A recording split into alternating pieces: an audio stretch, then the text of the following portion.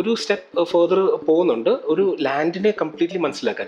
ആ ലാൻഡിന്റെ ഉള്ളിൽ മാത്രമല്ല, ആ ലാൻഡിന്റെ പുറത്തുനിന്ന് വരുന്ന ഫാക്ടേഴ്സ് പോലും. ലാൻഡിന്റെ നമ്മളിപ്പോൾ സൈഡിലുള്ള സൈറ്റിൽ എന്ത് സംഭവിക്കുന്നു, അത് നമ്മളെ എങ്ങനെ എഫക്ട് ചെയ്യുന്നു. നമ്മുടെ സൈഡിന്റെ മേളിൽ, അതായത് സ്കൈയിൽ, അറ്റ്മോസ്ഫിയറിൽ എന്ത് സംഭവിക്കുന്നു, മണ്ണിന്റെ അടിയിൽ എന്ത് സംഭവിക്കുന്നു, ഇങ്ങനത്തെ പല രീതിയിലുള്ള ഒരു ഒബ്സർവേഷൻസ് ചെയ്തിട്ടാണ് നമ്മളൊരു സൊല്യൂഷൻ അവിടെ കണ്ടത്. മനസ്സിലായി.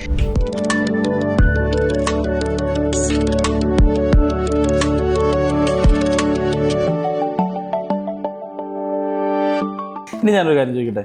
ഇപ്പം നമ്മൾ ഈ ലാൻഡ്സ്കേപ്പ് ചെയ്യണു, ഈ ലാൻഡ്സ്കേപ്പ് ചെയ്ത് കഴിഞ്ഞ് കഴിഞ്ഞാൽ ഇപ്പം നിങ്ങളിപ്പോൾ ഈ പറയുന്ന ഒരു രീതിയിൽ നമ്മളിത് ചെയ്യണമെന്നുണ്ടെങ്കിൽ നമുക്ക് ചൂട് കുറയ്ക്കാൻ പറ്റുമോ?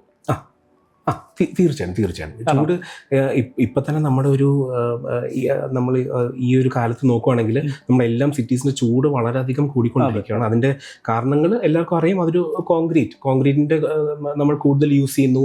അതായത് കോൺക്രീറ്റ് പേവേഴ്സ് യൂസ് ചെയ്യുന്നു. പേവേഴ്സ് നമ്മൾ ഫ്ലോറിങ്, ഡിഫറെൻറ്റ് ടൈപ്സ് ഓഫ് ഇതെല്ലാം നമ്മൾ കൂട്ടി നമ്മൾ ഗ്രീൻ കവർ കുറയും, നമ്മൾ ഫോറസ്റ്റ് കവർ കുറയുന്നു, നമ്മുടെ ചെടികൾ അങ്ങനെ എല്ലാം കുറേ ഉള്ളിലോട്ട് താഴ്ന്നു പോകുന്ന വെള്ളം, അതിനുള്ള ഗ്യാപ്പ് എല്ലാം പോകുന്നു. ഇങ്ങനെയെല്ലാം നമ്മുടെ ചൂട് കൂടുന്നുണ്ട്.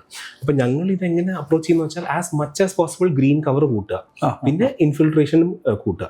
അതായത് ഗ്രീൻ കവർ കൂട്ടുന്ന എല്ലാവർക്കും അറിയുന്ന പോലെ തന്നെ amount green cover can come as a forest പോലെ ട്രീസ് എത്രത്തോളം നമുക്ക് മാക്സിമൈസ് ചെയ്യാൻ പറ്റുന്ന അത് കൂട്ടുക. പിന്നെ കമ്പാറ്റബിൾ ആയിട്ടുള്ള ചെടികൾ ആൻഡ് നേറ്റീവായിട്ട്, അതൊരു വളരെ ഇമ്പോർട്ടൻറ്റ് പോയിന്റ് ആണ്.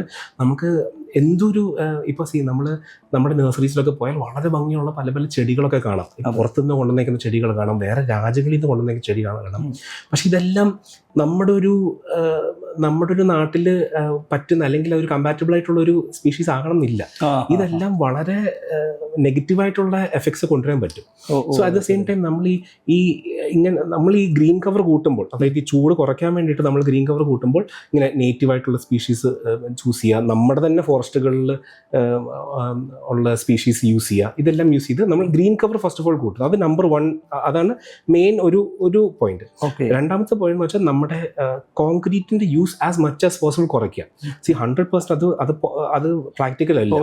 ദാറ്റ് ഈസ് കോൺക്രീറ്റ് കംപ്ലീറ്റ്ലി നിർത്തുക എന്ന് പറഞ്ഞ് ചെയ്യുന്ന ആൾക്കാരുണ്ട്, ചെയ്യുന്ന പ്രോജക്ട്സ് ഉണ്ട്. ബട്ട് എന്നാലും ഒരു കൺവെൻഷനലി അത് പ്രാക്ടിക്കൽ അല്ല. സോ നമ്മൾ എത്രത്തോളം കോൺക്രീറ്റ് കൊടുക്കുന്നു, ഇപ്പോൾ നമ്മുടെ സർഫസ് ആണ്, ഫ്ലോറിംഗ് സർഫസ് ആണ്, പേവിംഗ് ആണെങ്കിൽ ഈ കോൺക്രീറ്റ് നമ്മളിപ്പോൾ ഇന്റർലോക്കും അങ്ങനെയൊക്കെ ഇട്ടങ്ങ് അങ്ങ് കുത്തി നിറച്ചങ്ങ് അങ്ങ് കവർ ചെയ്യാതെ കുറേയൊക്കെ നമ്മൾ, അതായത് ഇപ്പോൾ വണ്ടി കയറുന്ന സ്ഥലങ്ങൾ അല്ലെങ്കിൽ അങ്ങനത്തെ വളരെ സ്പെസിഫിക് ആയിട്ടുള്ള പോയിന്റ്സ് മാത്രം നമ്മളിങ്ങനെ പേവ് ചെയ്യുക, കോൺക്രീറ്റ് അല്ലെങ്കിൽ അങ്ങനത്തെ സ്റ്റോൺ വെച്ച് പേവ് ചെയ്യുക. ബാക്കി ആസ് മച്ച് ആസ് പോസിബിൾ അത് ഓപ്പൺ ആക്കി വിടുക, അത് മണ്ണായിട്ട് തന്നെ ഇടുക, അല്ലെങ്കിൽ അവിടെ ചെടികൾ കൊടുക്കുക.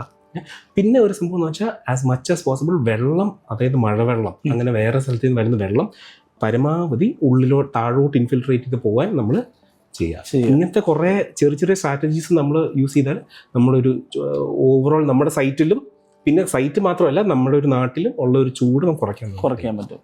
യെസ്. ഇനി അടുത്തൊരു കാര്യം എന്ന് വെച്ചാൽ, ഇപ്പോൾ നമ്മുടെ നാട്ടിൽ മഴ പെയ്തു തുടങ്ങിയ ഭയങ്കര മഴയാണ്. അപ്പോൾ ഈ വെള്ളത്തിൻ്റെ ഒഴുക്ക്, ഇപ്പൊ പല സ്ഥലങ്ങളിൽ വെള്ളപ്പൊക്കം ഉണ്ടാവണതിന്റെ ഇപ്പൊ എറണാകുളം ടൗണിലൊക്കെ നോക്കി നമുക്ക് അറിയാൻ പറ്റും, പലയിടത്തും പ്രോപ്പറായിട്ട് ഡ്രെയിനേജും അങ്ങനെ സിസ്റ്റം കറക്റ്റ് അല്ലാത്തതുകൊണ്ട് വെള്ളം പൊന്തുന്നുണ്ട്, കുറെയൊക്കെ ശരിയാക്കുന്നുണ്ട്. അതുപോലെ തന്നെ ഈ ഫ്ലഡിങ്ങും, അതുപോലെ തന്നെ ഈ ഇത്രയും മഴ ഒരുമിച്ച് വെള്ളം വന്നു കഴിഞ്ഞാല് അത് നിങ്ങൾ ഈ തുടക്കത്തിലേ തന്നെ ഇത് കറക്റ്റ് ചെയ്യോ?